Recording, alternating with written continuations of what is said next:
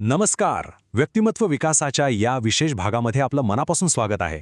आज आपण एका अशा जबरदस्त टूलबद्दल बोलणार आहोत जे आपल्या करिअरला आणि आयुष्याला एक नवी दिशा देऊ शकतं, आणि ते म्हणजे स्वॉट विश्लेषण.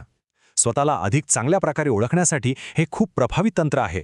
चला तर मग वेळ न घालवता सुरुवात करूया. आयुष्यात आपण सगळेच कधी ना कधी अशा टप्प्यावर येतो, नाही का? जिथे नवीन नोकरी शोधायची असते, करिअरमध्ये काहीतरी वेगळं करायचं असतं, किंवा मनात फक्त एकच प्रश्न असतो, आता पुढे काय?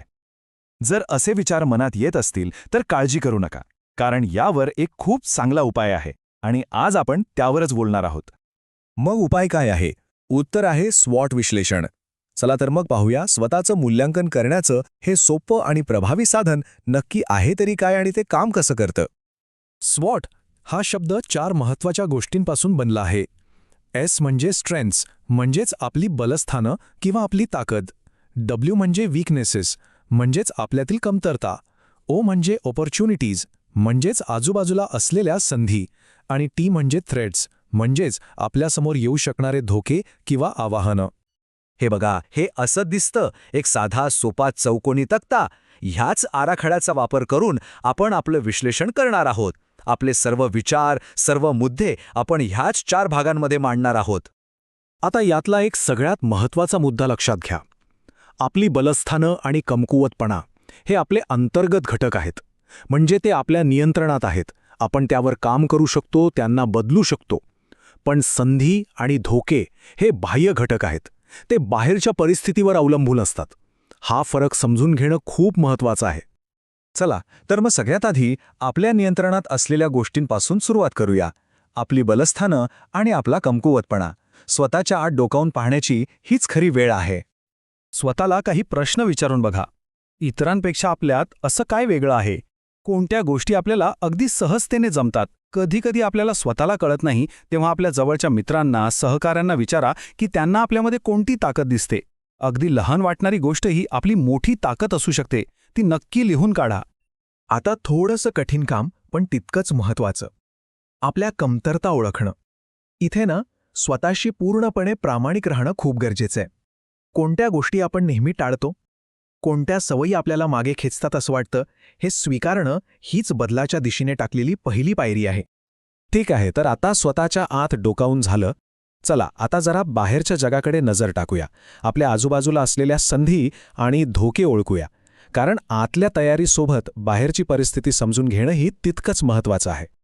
संधी शोधण्यासाठी आपल्याला फक्त डोळे उघडे ठेवायचे आहेत. आपल्या क्षेत्रात काही नवीन तंत्रज्ञान येतंय का? बाजारात कोणत्या कौशल्यांना जास्त मागणी आहे? आणि हो, कधीकधी आपल्या कमकुवतपणावर काम करून सुद्धा आपण स्वतःसाठी नवीन संधी निर्माण करू शकतो.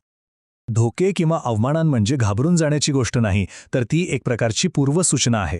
आपल्या ध्येयाच्या मार्गात कोणते अडथळे येऊ शकतात, स्पर्धा किती आहे, यावर जर आपण आधीच विचार केला तर त्यावर मात करण्यासाठी आपण अधिक चांगल्या प्रकारे तयार राहू शकतो. तर आता आपल्याकडे या 4ही गोष्टींची यादी तयार आहे. स्ट्रेंथ्स, वीकनेसेस, ऑपॉर्च्युनिटीज आणि थ्रेट्स. पण खरी गंमत तर आत्ता सुरू होणार आहे. कारण खरी ताकद ही केवळ माहिती गोळा करण्यात नाही, तर त्याचं विश्लेषण करून एक जबरदस्त रणनीती बनवण्यात आहे. बरं, मग ह्या याद्यांचं करायचं काय? तर या विश्लेषणाला कृतीत आणण्याचे 2 मुख्य मार्ग आहेत. पहिला आहे जोडणी आणि दुसरा आहे रूपांतरण. चला, हे काय आहे ते पटकन समजून घेऊया. पहिला मार्ग जोडणी म्हणजे काय? तर आपल्या ताकदीचा आणि समोर आलेल्या संधीचा एकदम परफेक्ट मेळ घालणं.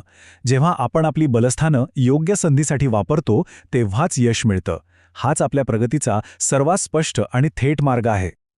आणि दुसरा मार्ग तर त्याहूनही भारी आहे, रूपांतरण. म्हणजेच आपल्या कमकुवतपणावर काम करून त्यालाच आपल्या ताकदीत बदलणं. विचार करा, आपल्या कमतरतेलाच आपलं सर्वात मोठं बलस्थान बनवण्याची ही एक संधी आहे. एक गोष्ट मात्र कायम लक्षात ठेवा, हे सगळं विश्लेषण करणं ही फक्त सुरुवात आहे. खरी परीक्षा कृतीमध्ये आहे. जोपर्यंत आपण या विचारांना प्रत्यक्षात आणत नाही, तोपर्यंत हे सगळं फक्त कागदावरच राहील. आणि जसं मूळ स्त्रोतामध्ये म्हटलंय, एकदा वैयक्तिक स्वविश्लेषण पूर्ण झाले की आपण शोधलेल्या गोष्टींवर प्रत्यक्ष काम करणे अत्यंत महत्त्वाचे आहे. या विचारांना प्रत्यक्षात आणल्याशिवाय काहीच साध्य होणार नाही.